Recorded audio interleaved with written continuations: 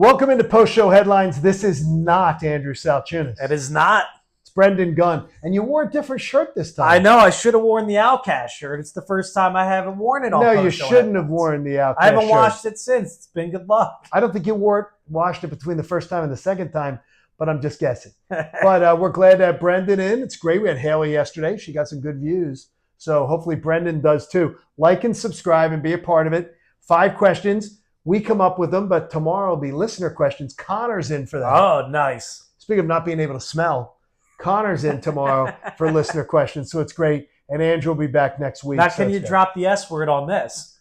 I don't think you're allowed to. It came out very easily, but I was passionate about it. Well, you know why that came out, by the way? Can we be honest and candid about it? The headline yesterday from Crossing Broad bothered me. I did see that.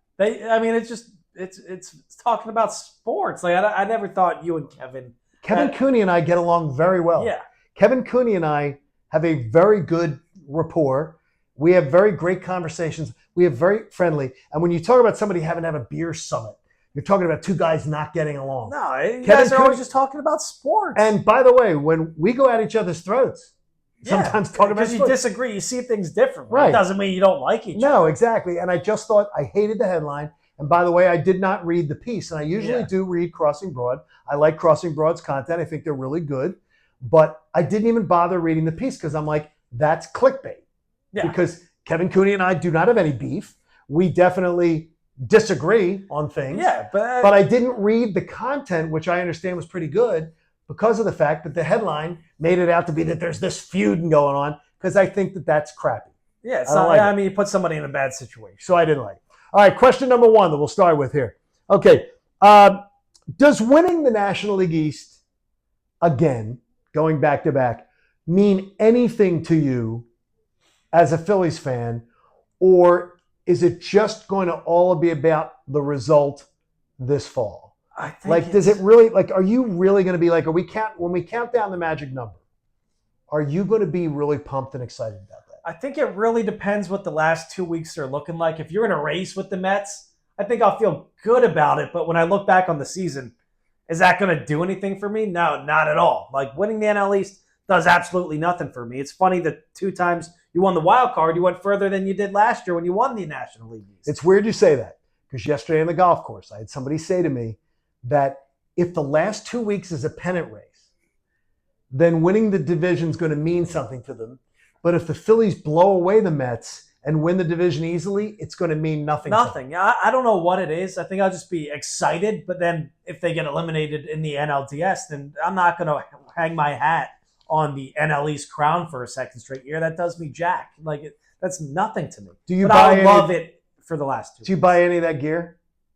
Hell no. Division winning gear? No. No. Maybe in 2007. When it was the first time I ever saw it. Right, it was new. And I didn't even buy it. My grandma probably did. Right. But, no, I'm not buying a national. We run the East.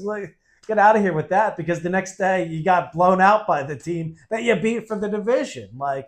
You didn't run the East. You couldn't even run the NLDS. All right, give us one.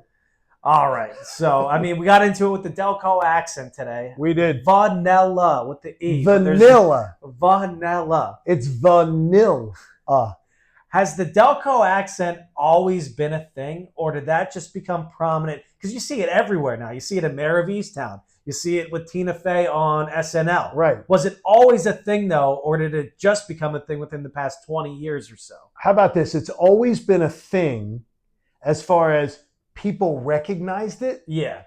But it's never was a thing. People didn't recognize it nationally. Yeah. People talk about Delco all the nationally. time now. There's it gets mentioned. When did Delco become this thing where there's a flag down the shore, such Delco pride? Did that always exist? No, it's been your lifetime. It's been your lifetime is when that really became a thing. I personally love it because it's weird is that people are like, oh yeah, you love it so much. You live in Chester County. But look, I love Delaware County. I love being from Delco. It's where I'm from. And I don't think I've ever seen a place where people are more proud to be from. No, I don't think so at all. Than Delco. Because I think it shaped me. Oh, 100%. I think Delco people are no bullcrap. No, they're very blunt with each other. all the time. Relationships, I have lifelong relationships that are generational, like generational friendships with my friends' parents. Yeah, I don't think that exists everywhere else. It's a tight-knit community. Like you could play on your same block as a kid. You knew everybody there. You could knock on door. I don't know what it's like these days. I'm sure you have to message somebody on your iPad or whatnot. But I'm sure the Delco-ness is still there for the iPad. I go back to my old neighborhood and sometimes where Betty's house was. Yeah. That she sold in 2017. And I go back and drive by my childhood house just to see it. Because we were the only family that lived in it till the family that lives in it now. Yeah, do they have kids? My mom sold it too, and they have kids. Oh, that's awesome. And my mom, literally, there were so many people wanting into the neighborhood. She sold the house. She had like 7 or 8 offers in a 3-day period. Yeah. And this one couple wrote a letter to my mom. And she sold it to the couple that had like the 3rd highest offer. Because the letter was from a young couple. She grew up on the next block to us. Yeah. Wanted to raise her family. And her parents lived on the next block. She was pregnant, just got married, and she wanted to live in the neighborhood she grew up in. And my mom said, done. Yeah, it works out. And now she has kids in the house and everything like that. Yeah, and she can re-see how she raised you guys there and somebody else when you drive by. See, which is nice. I love going by my old house. I love going, and it always pulls my heartstrings. Yeah. Because I loved my neighborhood. I know. Whoever bought my old house and you knocked it down in media, did they? Shame on you. They knocked it down? Yeah, it doesn't exist anymore. What exists? It's a beautiful house, just a modern house. But they did a new modern house there. So, okay, how is being a 2-time Super Bowl champion Eagles fan affecting you personally? As we approach now, we are 8 weeks to the Eagles opener today. I think it's just like we're top dog now, and I say we're because I'm so invested in it. We all feel it. Yeah.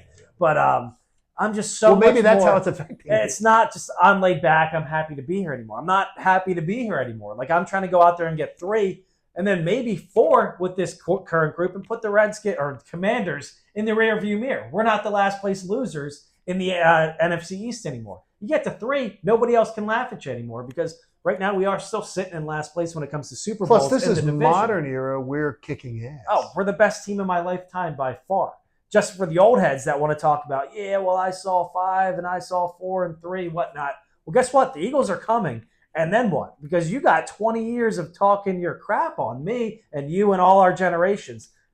What are you going to say now? Because we are the best the NFC East has to offer. This January, 30 years for Cowboy fans.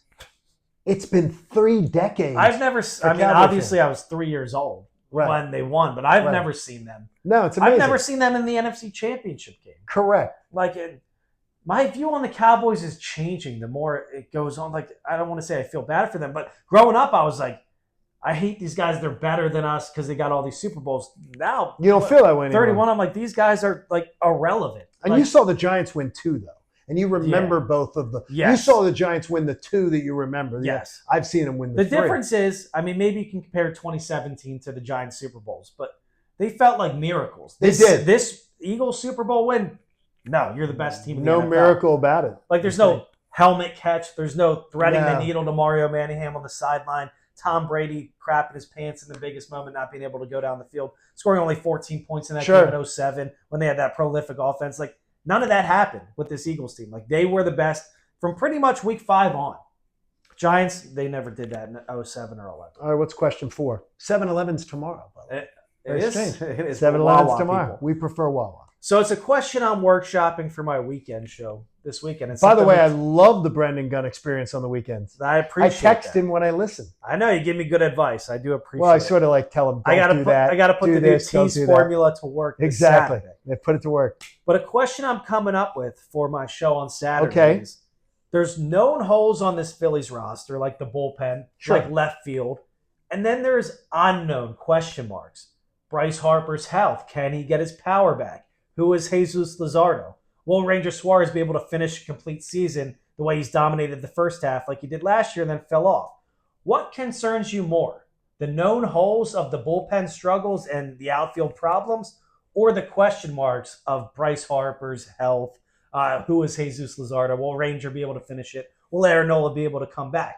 Like, to get to a World Series, what concerns you more? The question marks or those things you know either need to be fixed or can't be fixed? Well, the one thing is that it's a really interesting question because leading up to the trade deadline too, because you can't fix the question marks. Yeah. You can fix the trade. You can Yeah. fix the holes. You can't potentially. You can't fix the question marks. And That's by the way, that's great. I wish we could steal it for tomorrow's Kincade and Salciunas, but we can't. The Brendan Gunn experience will have to be listened to. I think that is really great topic development. Well, it came up today because you guys were talking like, who is Luzardo? And it got me thinking like. But but the great point of that topic is you can't fix the question marks. No, and you need. They're just going to play out. And indecision to me drives me crazy. This morning, Haley's getting ready to go to the airport and take a trip on vacation. She hadn't booked her parking spot yet or reserved an Uber. It drives me crazy. I would have had that done a week ago. You need to get that fixed. Like to me, flying by the seat of her pants, I can't do that. Like as a baseball fan. So to me, the question marks bother me worse. I think so too. Because I can fix the other ones. Yeah. I can say, Dave Dombrowski, fix the bullpen. Right now. Fix it right. But like that's Bryce a great Harper, topic, you don't know. Like you just don't know. Dude, I'm proud of you. That's really good. You're smarter than you look. Tune in Saturday. Yeah, it's really good. Saturday, what time? 12 to 3. 12 to 3 on Saturday. All right, last question for today. Okay, I have never watched it, but I see the commercials during The Young and the Restless for the Big Brother. Yes. For Big Brother. Yeah. Never watched it. Living in the house. I've seen Survivor. Okay. I've seen Survivor, and I've seen Real World. I've seen some other reality shows. I've never seen Big Brother, never watched it. But the Big Brother house, I get the concept. Yeah. We did it at my radio station in Atlanta. Did you really? They rented a house, all the personalities. And you guys stayed there? Yes. Wow. All the shows broadcast from the house that week. That's awesome. It's a great concept. That's all incredible. The shows, we had to live there. We had to live at the house, but we each day were voting hosts out of the house, and they had to go back to the studio. That's hilarious, and they just did it remotely. And it was fun. There. That's awesome. And it was fun, so we did that. I would love to. I would love to do that. So here, but if we had a Big Brother house of the Kincade and Salciunas show, so it's you and I, it's Andrew. Then we throw in Connor and we throw in Haley. Who would be the craftiest person playing the game? The sneakiest, craftiest person you have to watch for. I don't know. Playing the game. I don't know. You're witty, but I think it might be Connor. I'm leaning there too. I feel like Connor. Like he'd be the sneaky strategist. Yes, in the background. Like just wanting to win so badly. Yeah, because he wants to win at all times. Like knockout, you see him go out there. He might. He'd want to win. He wants to win so much more than anybody else. Now, don't get me wrong. I'd want to win in that situation. But Connor would know how to play that game perfectly. I don't know how to sum it up, but he'd want to win so badly. He'd go out of his way. I don't want to say he would have no morals or whatnot in the game, but you watch the show sometimes. I mean, there's people going out there slithering in the grass a little bit, and they'll tell you what you want to hear. And Connor could do in the game setting. Connor's not like that in real No, life. Connor's like a golden doodle. Yes, but in the game. He could in the game. He could be willing to play the people. game. Yes. And I don't like. I would have to go on my moral. Be like, I can't tell you I'm gonna not vote your way if I'm not gonna vote your way. So there you go. See, hey, like, subscribe, be a part of the show tomorrow. Listener questions submitted in. Connor will be in the hot seat next to me next week. Andrew's back. Thanks for joining us for post show. Be sure to listen Saturday 12 to 3 for Big Gun. Yes. Hey guys, Andrew Salciunas from Kincade and Salciunas. Thank you for checking out all of our stuff on YouTube. Make sure you click, like, subscribe on everything that you see. And of course, you can see everything from our YouTube feed. Full shows, interviews, when John's being an idiot, which is like 15 times a day. So make sure you check out all of our stuff on YouTube. We appreciate it.